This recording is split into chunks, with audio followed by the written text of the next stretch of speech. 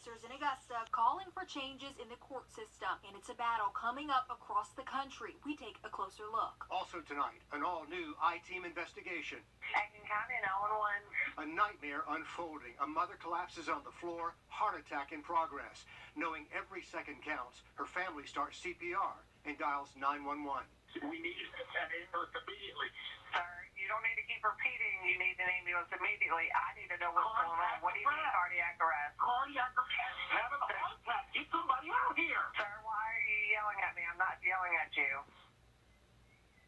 The I-Team looking closely into that Aiken County 911 call. A dispatcher only sent one first responder instead of two, violating policy for emergency response to a heart attack victim. And the I-Team uncovered this is not the first time an Aiken County dispatcher possibly endangered lives instead of saving them. I-Team's Liz Owens exposed the crisis in Aiken County's 911 center.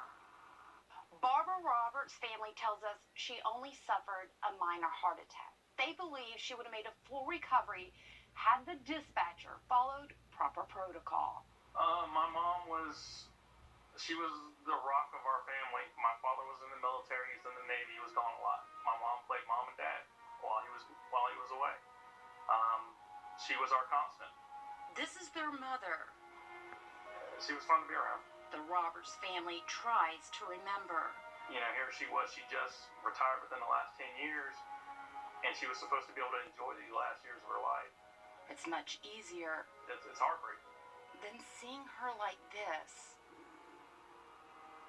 Now, she's in a nursing home in a bed, doesn't recognize where she's at, doesn't recognize, she'll recognize you when you're there and talking to her, but when you leave and then you come back the next day, she couldn't tell you that you've been there the day before. She can't feed herself. She's on a feeding tube now. On May 6, 2019, Aiken County 911. Barbara's life changed forever. Yeah, we need an ambulance immediately. The road. When's the road? Yeah. Why do you need an ambulance?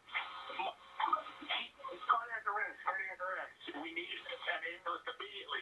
Sir, you don't need to keep repeating you need an ambulance immediately. I need to know what's going on. What do you mean cardiac arrest? Cardiac arrest. Having a heart attack. Get somebody out here. Sir, why are you yelling at me? I'm not yelling at you. Is it taking you longer to take this call because you keep repeating yourself? And then she hangs up the 911 call. How many times have you listened to this? Hundreds. Frank and Brenda Roberts could replay it 100 more times. I cringe. I can't. My husband is pleading for help. And still not make sense of it. I didn't realize what was going on because he's watching me do CPR on his mother in our floor over there.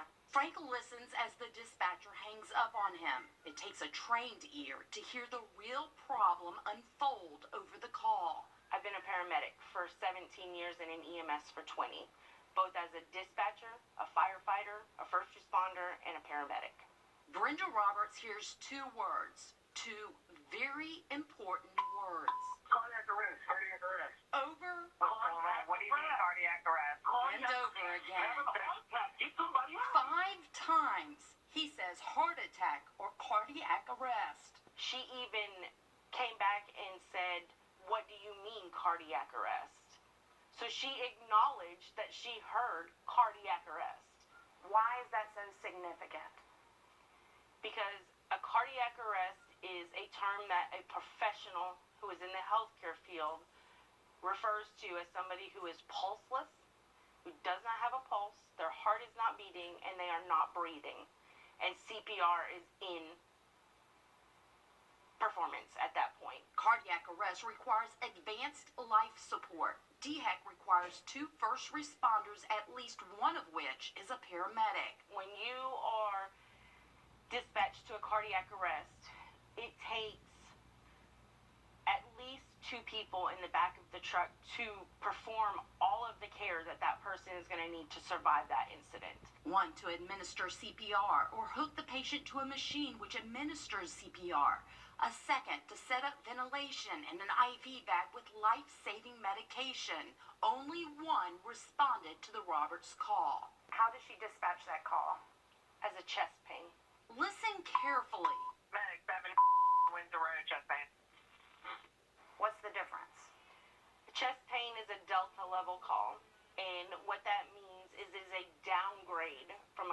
arrest. The dispatcher enters first responders not required on this call when she lists the call as a chest pain. And when he met him in the yard, my husband looked at him and said, "She's in cardiac arrest." And his expression was like, "What?" Right away, No, I don't know. They're here, but they asked me to call you back. the paramedic recognizes the severity of the situation and tells Frank to call 911 back. It's Medic 7. Calls for backup.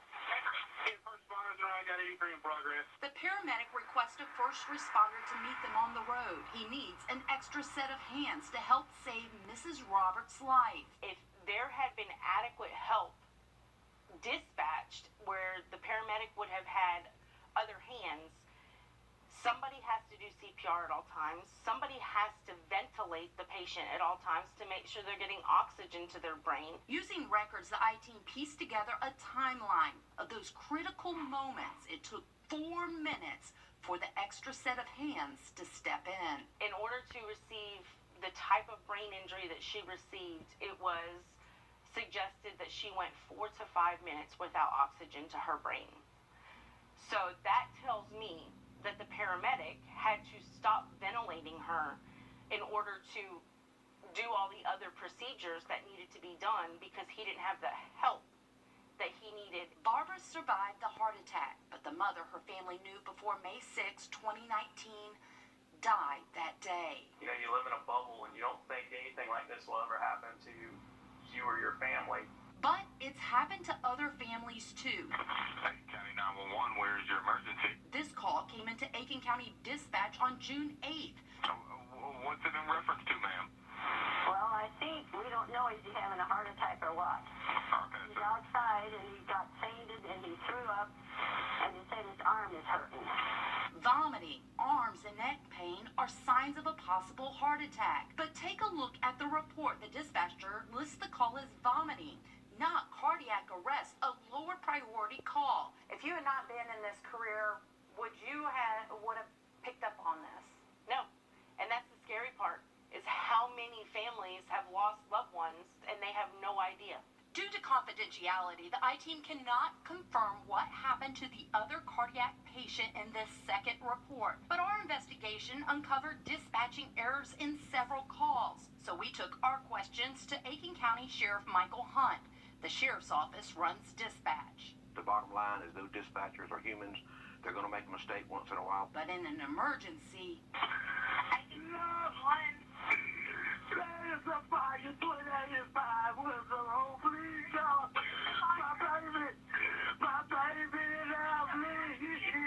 mistakes can cost lives. What is the address?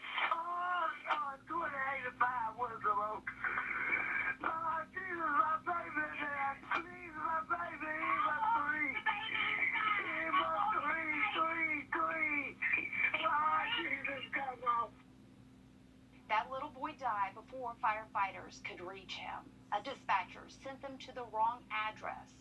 Why is this happening? We've been digging into documents and found lack of training combined with a high turnover rate is putting inexperienced dispatchers in charge of Aiken County lives. Our investigation continues on Thursday at 6 o'clock. Sheriff Michael Hunt answered more of the I-Team's questions. Hear more from him Thursday as we continue our investigation. The sheriff's office also confirmed for the I-Team the dispatcher who answered the Roberts call for help is no longer employed with Aiken County Dispatch. We mentioned a little earlier about Governor Kemp's Safety Promise campaign, but today he also declared a state of emergency for Georgia after a dramatic increase in violent crime over the weekend all across the state. So that authorizes 1,000 troops to protect Georgia. There was even violence here at home, multiple shootings, and a stabbing across 3 counties on both sides of the river. Sydney Heiberger breaks down what happened in at least 5 different acts of violence. At least 7 people were injured and 2 people killed in the CSRA over the holiday weekend, including 3 domestic incidents, one of which taking place right here on Massasoit Drive. The region's weekend of crime started at a house party in Barnwell Saturday night. 5 people were shot and taken to the hospital. Thankfully, law enforcement officials there say all are expected to be okay, but their search for a suspect is still ongoing. The next day, a stabbing on B Street in Augusta. Richmond County deputies are looking for 20-year-old Sean Curry Walker in that case. And again on Sunday, more violence as deputies responded to Goldfinch Drive in the Meadowbrook area for a domestic. There they found a man with gunshot wounds to his arm and side, and they arrested Erica Davis. Investigators say Davis was not cooperating, but did utter that she shot the man accidentally while they were in a physical and verbal argument. Less than an hour later, and about 2 miles down the road, another domestic incident, this time on Mesquite Drive. A man was shot in the back of the leg, and now investigators are searching for 20-year-old Jarvis Bonner. An hour after that, over in Sally, a murder-suicide involving a boyfriend and girlfriend. Officials say the man shot his girlfriend in her home on Maple Street, then walked down the neighborhood and shot himself. Now, compared to June of last year, Richmond County Sheriff's Office says they've seen 10 more domestic violence calls this year.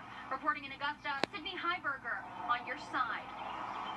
And Richmond County deputies are also looking for this person, 20-year-old Sean Curry Walker, in connection to a stabbing they say happened yesterday on B Street in Augusta. So a busy night for law enforcement all around the region.